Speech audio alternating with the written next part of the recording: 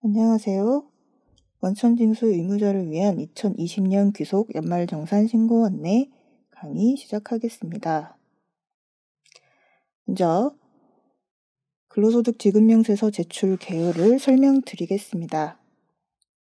근로자는 본인의 간소화 자료를 홈택스에서 조회하여 출력하거나 파일 형태로 회사에 제출합니다. 회사에서는 근로자의 자료를 회계 프로그램이나 회사 내 자체 프로그램에 자료를 입력하여 파일을 변환합니다.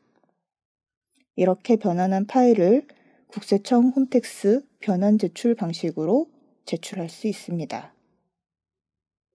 또는 근로자가 제출한 자료를 홈택스 직접 작성 제출 방식에 직접 입력을 할 수가 있는데요.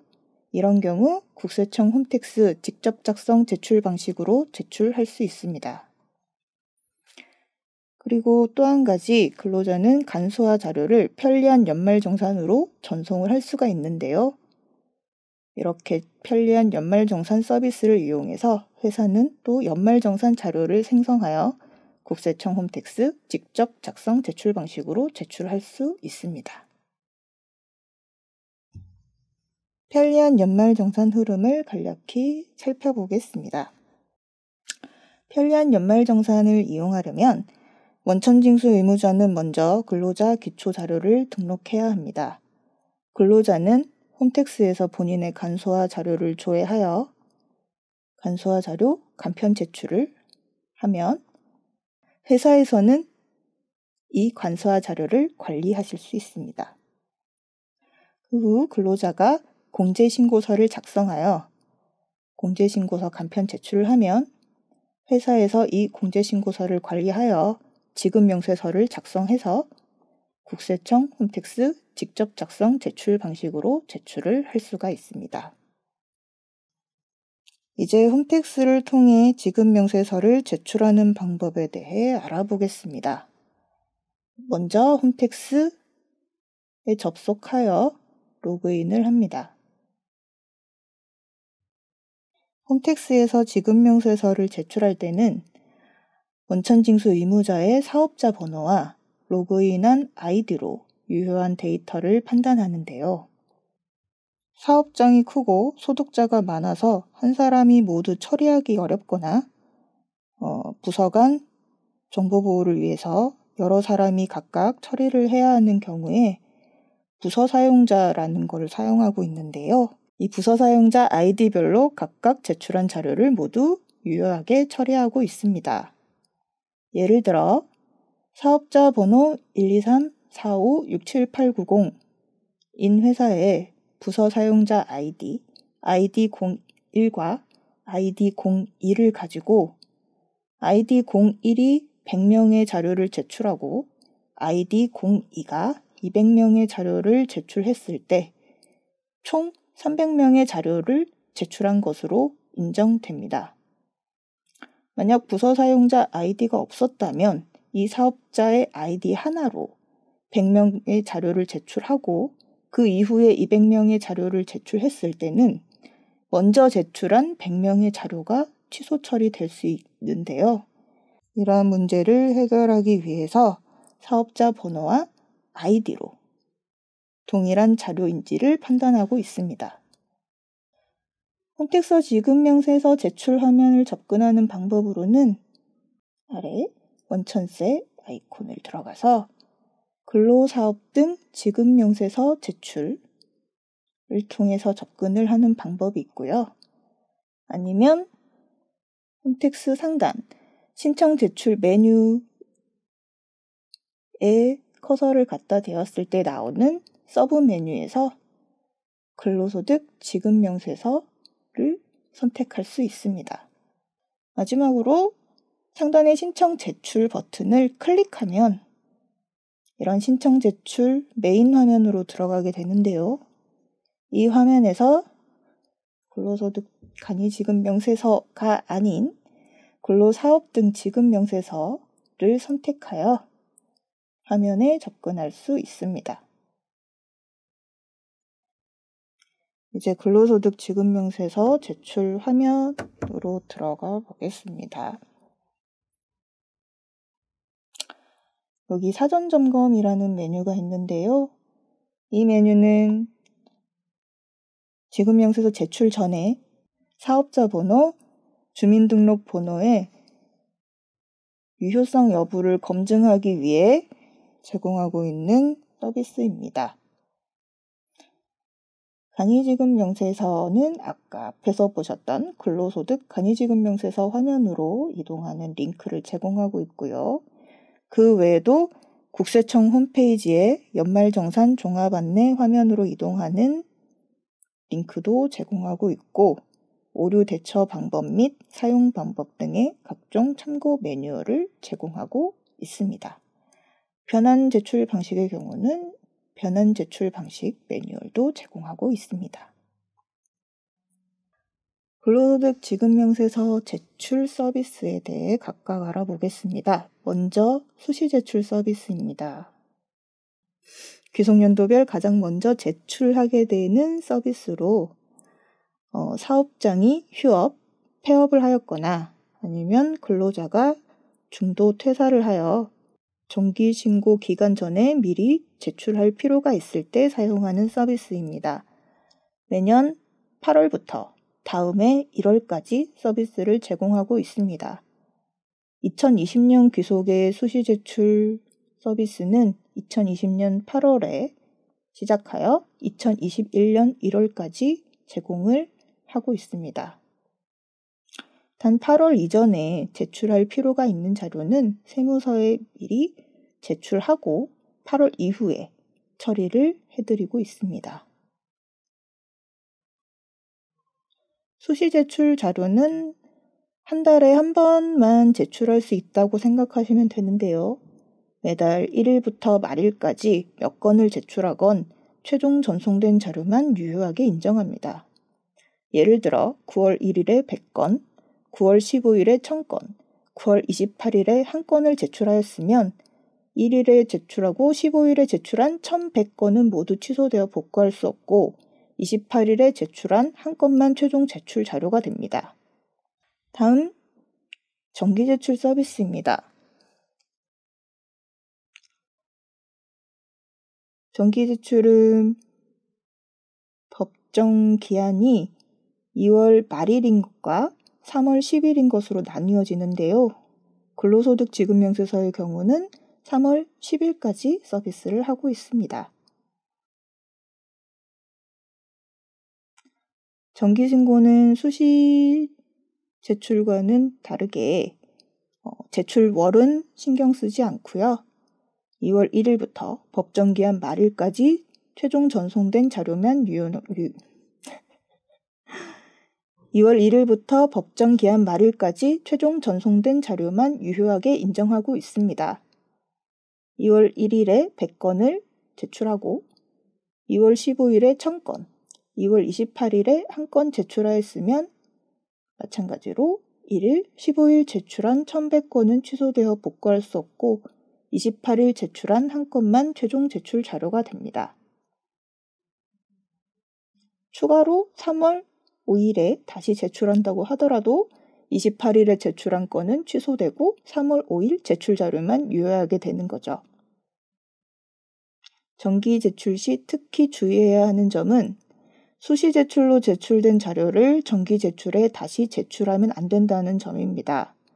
수시 제출에 제출한 자료를 다시 제출하면 각각의 자료가 모두 유효하게 남아 이중 자료가 됩니다. 그러면 소득금액 증명 등의 총 소득이 2배로 잡혀 보이기 때문에 반드시 주의하도록 해야 합니다. 마지막으로 수정 기한 후 제출 서비스입니다. 정기 제출 기간 내에 제출한 자료를 수정하거나 정기 제출 기간에 제출하지 않은 자료를 기한 이후에 제출하는 서비스로 홈택스를 통해서 수정 기한 후 제출 서비스를 할 수 있는 것은 근로소득 지급명세서, 의료비 지급명세서, 2016년 이전 귀속의 기부금 명세서만 가능합니다. 17년 이후 귀속의 기부금 명세서는 근로소득 지급 명세서에 포함이 되어 있기 때문에 따로 제공하지 않습니다. 현재 홈택스에서 직접 작성 제출 방식은 2014년 귀속부터, 변환 제출 방식은 2010년 귀속부터 제공하고 있으며 당해년도 귀속의 수정 제출은 정기 제출이 끝난 이후 4월 말경부터 제출이 가능합니다. 예를 들어 2020년 귀속의 수정 제출은 2021년 4월 말부터 서비스가 제공됩니다. 다음 종교인 소득에 대해 설명드리겠습니다. 종교인 소득은 기타 소득으로 신고하는 것이 원칙이지만 근로소득으로도 원천 징수할 수 있습니다. 기타 소득으로 신고할 때 연말정산을 할 경우는 종교인 소득 연말정산 지급 명세서로 제출을 하시고 연말정산을 하지 않을 경우는 기타 소득 지급 명세서로 제출합니다. 근로소득으로 원천 징수할 경우는 근로소득 지급 명세서를 제출하시면 됩니다. 기타 소득 지급 명세서로 제출 시 법정 기한에 문제가 있는데요. 종교인 소득 외의 기타 소득 지급 명세서의 법정 제출 기한은 2월 말까지이며 종교인 소득의 기타 소득 지급 명세서 법정 제출 기한 마감은 3월 10일까지입니다. 기타 소득 지급 명세서의 법정 제출 기한은 3월 2일에 제출이 마감이 되는데 그 이후 종교인 소득만 법정 제출 기한 마감일 3월 10일에 맞추어서 3월 3일부터 3월 10일까지 홈택스에서 추가 등록 후 제출이 가능합니다. 예를 들어서 한 업체에 종교인 소득 20건과 종교인이 아닌 기타 소득 80건을 기타 소득 지급 명세서로 제출할 때 3월 2일까지 종교인 외의 소득 70건만 작성하고 제출을 못했으면 3월 3일부터는 홈택스로 제출할 수 없습니다. 3월 2일까지 종교인 외의 소득 70건, 종교인 소득 10건만 작성하여 제출을 못했다면 작성했던 80건은 3월 3일은 모두 사라집니다. 3월 10일까지 종교인 소득 20건만 다시 작성하여 제출하는 건 가능합니다. 3월 2일까지 종교인 외 소득 80건, 종교인 소득 15건만 작성하여 제출하였다면 3월 10일에 나머지 종교인 소득 5건을 다시 작성하여 제출을 하는 것도 가능합니다. 또 3월 2일까지 종교인 외 소득 80건, 종교인 소득 20건을 모두 작성하여 제출을 했고 작성한 종교인 소득 20건 중에 5건만 수정이 필요해서 3월 10일에 다시 5건을 제출하였다면 이 5건은 이중자료로 잡히게 됩니다. 근로소득 지급명세서 제출 방식을 하나하나 살펴보도록 하겠습니다. 지급명세서 제출 방식은 크게 2가지가 있습니다. 여기는 3가지로 보이지만 사실상 노란색의 직접 작성 제출 방식과 회색으로 표시된 변환 제출 방식의 2가지가 있습니다. 근로소득 지급명세서의 경우는 수정 기한 후 제출이 가능하기 때문에 중간에 버튼이 하나 더 있는 거겠죠.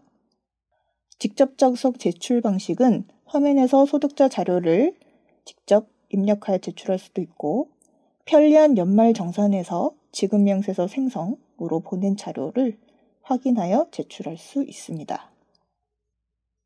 변환 제출 방식은 상용 회계 프로그램이나 회사 내 자체 프로그램을 이용하여 만든 파일을 업로드하여 오류를 검증하고 제출하는 방식입니다.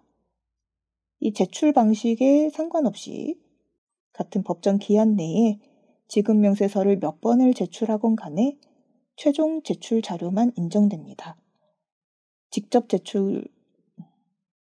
작성 제출하였건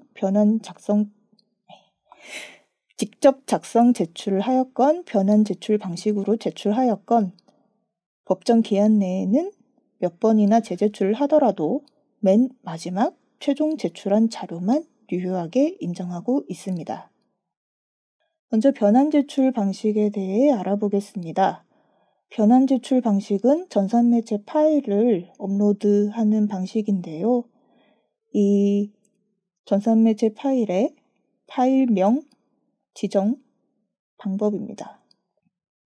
파일명 맨 앞에는 지급명세서 종류를 나타내는 구분자가 영문자 등으로 붙고 있는데요. 예를 들어 보면 근로소득의 경우는 C, 의료비는 CA 등으로 표시하고 있습니다. 만약에 사업자 등록번호가 123-45-67890이라고 할 때 이 사업자가 제출할 근로소득 지급명세서의 파일명은 C1234567.890으로 표시되게 됩니다. 간략한 파일 구성에 대해 알아보겠습니다. 전산매체 파일에 한 줄을 레코드라고 하는데요. 이 레코드 맨 앞에는 A, B, C, D, E, F, G 등 영문자 한 글자가 붙어 있습니다. 이 영문자를 기준으로 A 레코드, B 레코드, C 레코드라고 표현을 합니다. A 레코드, B 레코드, C 레코드는 기본적으로 반드시 포함되어야 하는 자료들로 A 레코드는 제출자 정보를 가지고 있기 때문에 파일 내에서 한건만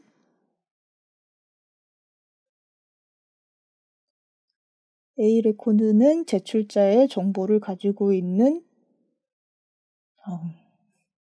A 레코드는 제출자의 정보를 가지고 있기 때문에 파일 내에 하나만 존재합니다. B 레코드는 원천징수 의무자의 정보를 가지고 있는 것으로 한 명의 제출자가 여러 원천징수 의무자의 자료를 한꺼번에 제출할 수 있기 때문에 여러 건 존재할 수 있습니다. 예를 들어 세무대리인이 수임자 자료를 한꺼번에 제출하거나 본점이 지점 자료까지 일괄 제출하거나 사업장이 여러 개의 사업장을 가진 사업자가 한꺼번에 제출할 수 있기 때문에 여러 개 존재할 수 있습니다. C 레코드는 소득자의 정보를 가지고 있고요. 소득자의 이름, 소득자의 주민등록번호, 이름, 소득금액 등 기본 정보들을 포함하고 있습니다. D 레코드는 D, E, F, G 등 레코드는 소득자의 공제 여부에 따라서 있을 수도 있고 없을 수도 있습니다.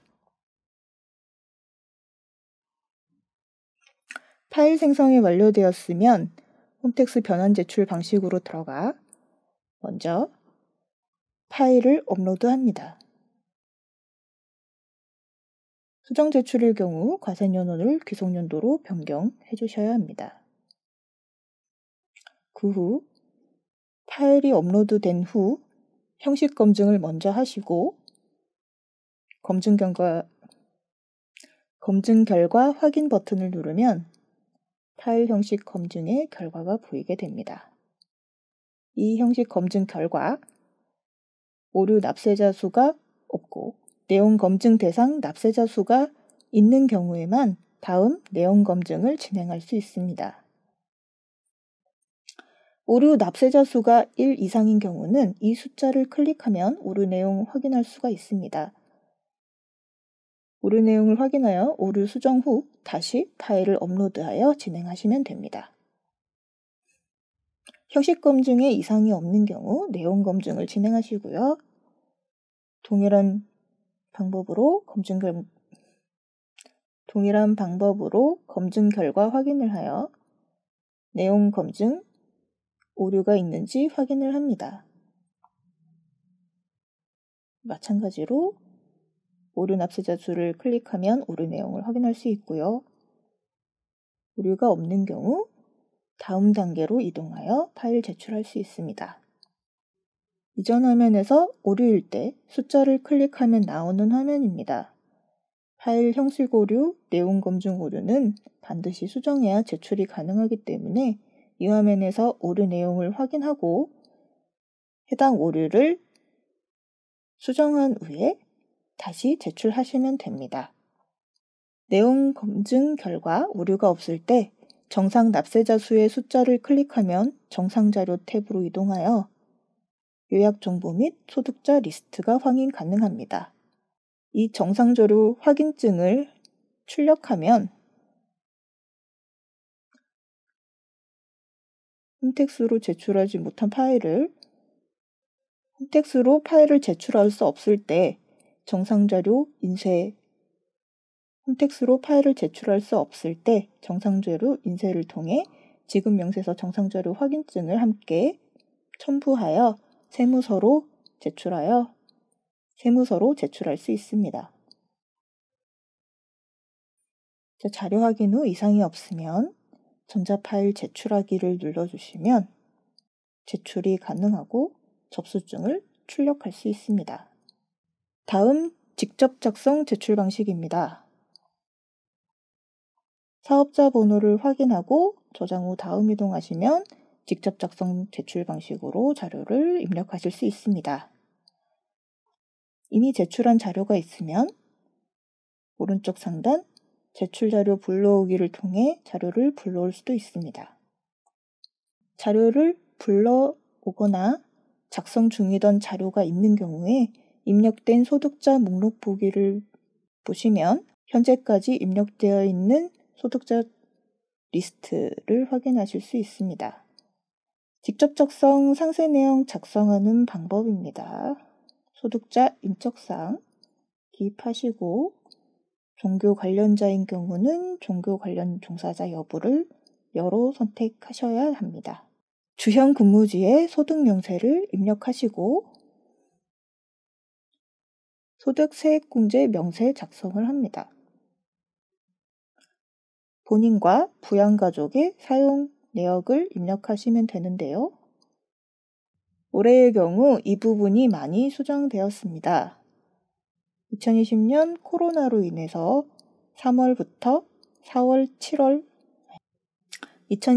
코로나로 인해서 3월부터 7월까지의 신용카드 공제율이 달라졌는데요.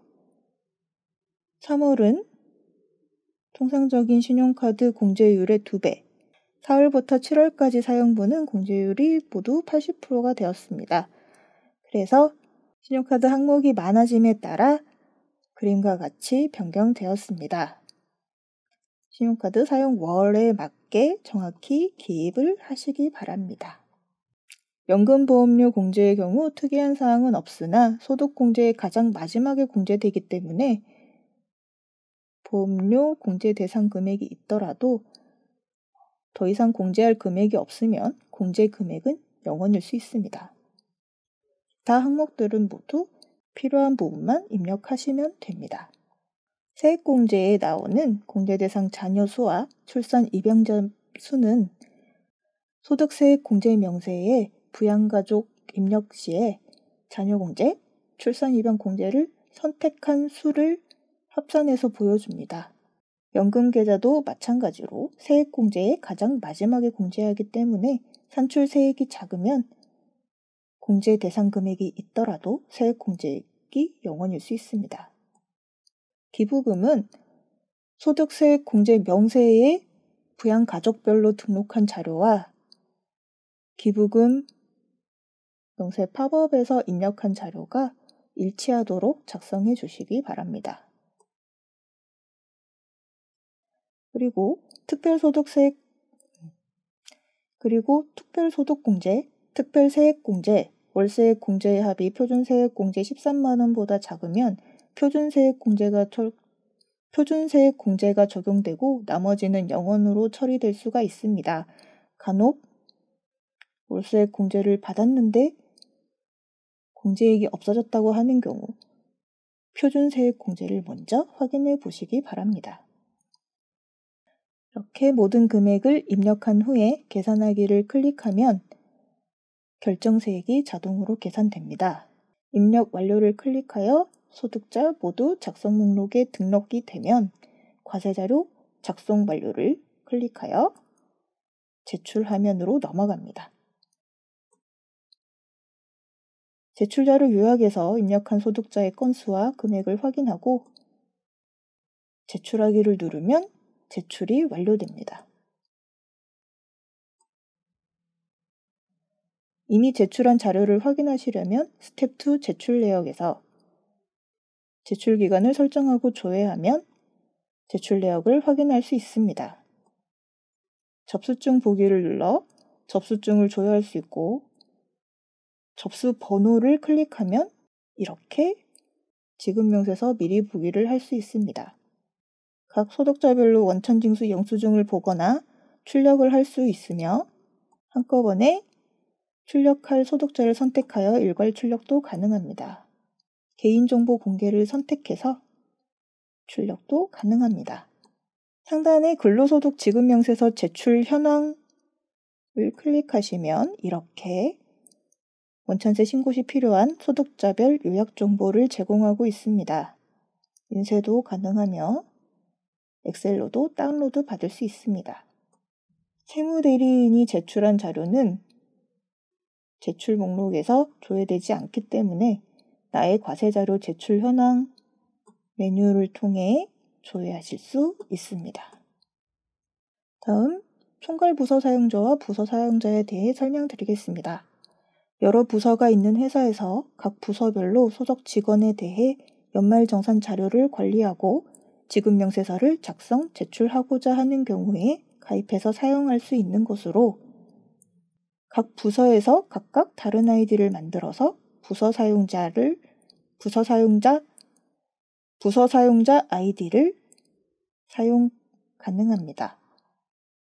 그리고 여러 부서 사용자들을 총괄하는 총괄 부서 사용자를 하나, 그리고 부서 사용자의 일종으로 부서 사용자의 기능을 가지고 있는 총괄 부서 사용자를 하나만 신청 가능합니다. 총괄 부서 사용자는 각각의 부서 사용자가 제출한 자료를 모두 확인할 수 있고 취합하여 하나로 재제출할 수도 있습니다. 총괄 부서 사용자와 부서 사용자 아이디는 부서 사용자 가입하기를 통해 가입할 수 있고요. 사업장의 주 사용자 아이디로 마이홈택스 부서 사용자 아이디 관리에서 상태를 사용으로 변경해 주셔야 사용하실 수 있습니다. 총괄 부서 사용자의 경우 스텝 2 제출 내역에서 다른 부서 사용자들이 제출한 내용을 모두 확인할 수 있습니다.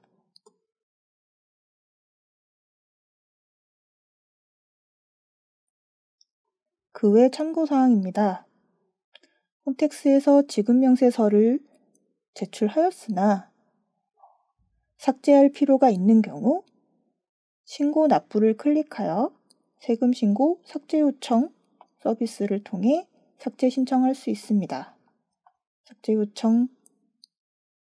삭제 요청서 작성하기를 누르면 근로소득 지급명세서를 삭제 요청서 작성하기를 클릭하여 근로소득 지급명세서를 선택하고 사업자 등록번호 혹은 주민번호를 입력하여 확인 버튼을 누르면 여태까지 제출했던 근로소득 지급명세서가 조회가 되고 이 중에 한 건을 선택하여 삭제를 신청할 수 있습니다. 삭제 요청서를 제출하면 접수증이 나오면서 삭제 요청이 접수가 됩니다. 스텝 2 요청 내역에서 세금 신고 삭제 처리 결과를 확인할 수 있습니다. 세무서에서 삭제 처리가 완료되면 미처리에서 처리 완료로 상태가 변경됩니다. 마지막으로 근로자가 마이홈택스에서 원천징수 영수증을 확인하는 방법입니다.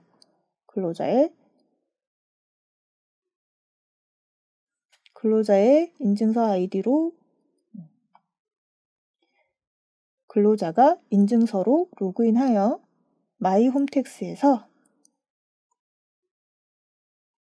지급명세 등 제출 내역,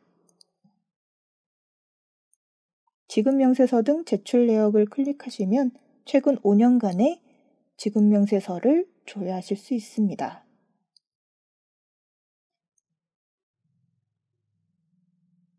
조회된 지급명세서 등 제출 내역 중에 출력할 자료에서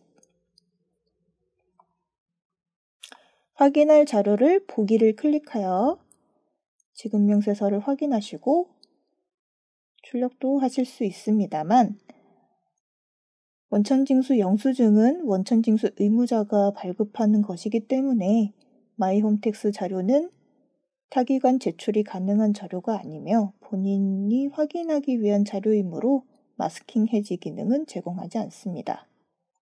이상으로 강의를 마치겠습니다. 감사합니다.